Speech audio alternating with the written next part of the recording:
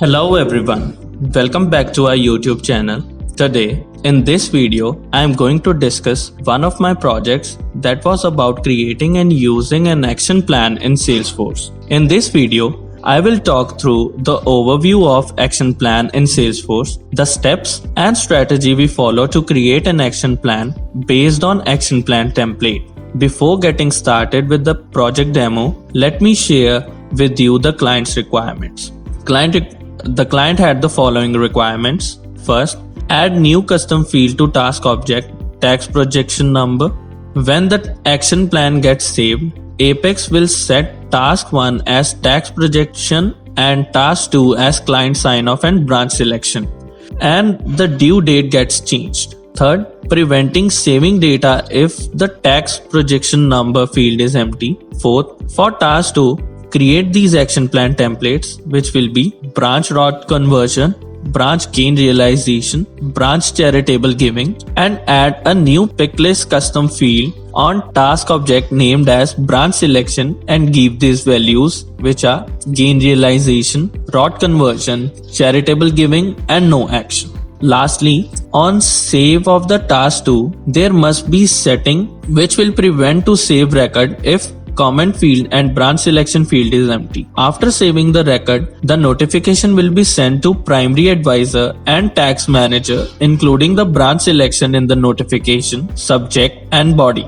And based on branch selection, custom field and corresponding action plan template and task 1 will be created. Let's first begin with the overview of an action plan in Salesforce.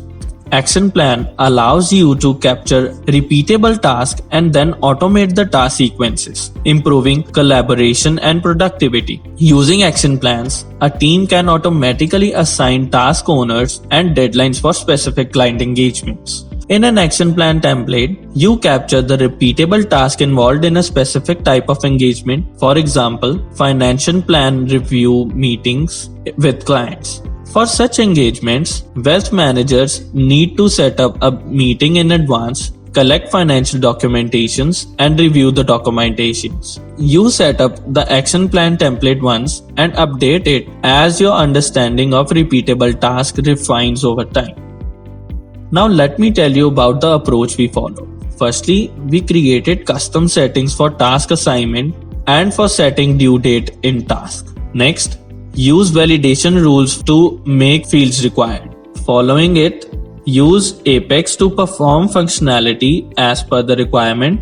And lastly, use Apex classes to send notifications to action plan owner and task owner. Let me now share with you the solution that we provided. Firstly, we created a custom setting for task named as tax project, where all the task names as well as their owners has been filled in names and user fields. And we have used this custom settings whenever there will be need to send email notifications to its owners. Then we created custom settings for blackout dates, where the duration of the date has been defined in the start date and end date field. We are using this custom settings for due date values. We also created custom settings for task due dates named as due date days, and this custom setting is used to change due date values according to the task. In first task, there will be an addition of 10 days from the start date. In second task, there will be the addition of 20 days from the start date. In third task, there will be addition of 7 days from the start date.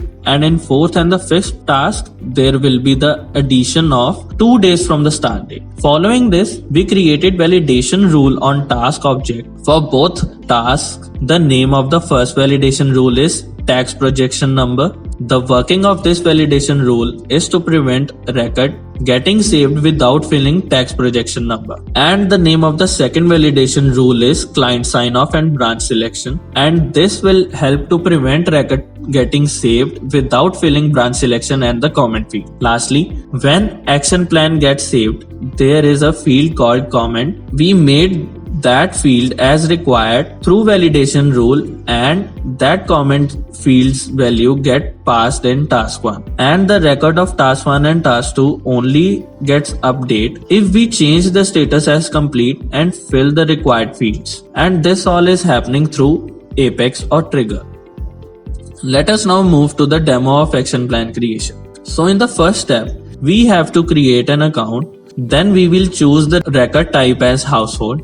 Once you set that, a new dialog box will open on your screen where you are required to fill in the mandatory account information.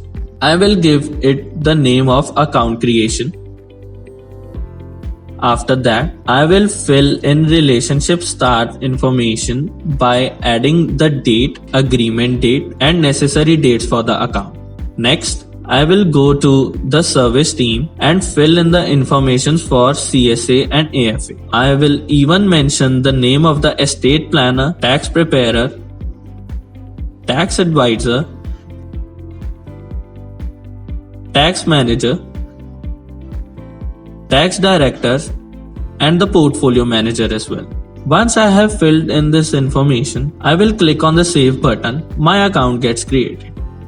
For the next step, I will create a new action plan. I will begin with filling in the name.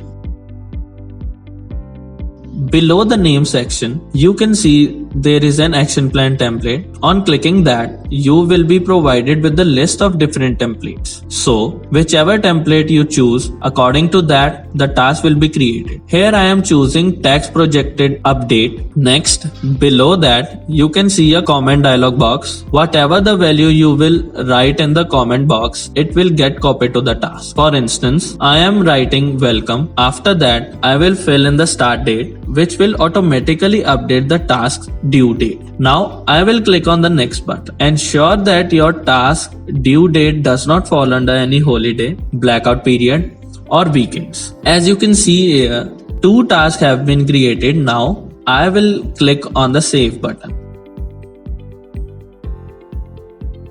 So the first task is created is task projection and the second one is client sign off and branch selection. Here you can see that the status of the first task is not started and the status of the second task is waiting. Once the status of the first task changes, the status of the second task will also change.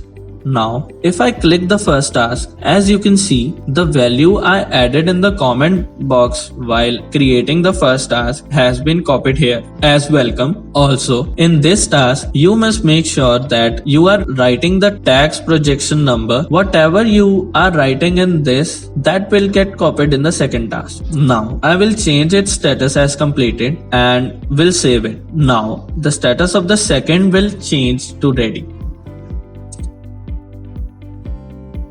As you can see, the status of the second task has changed.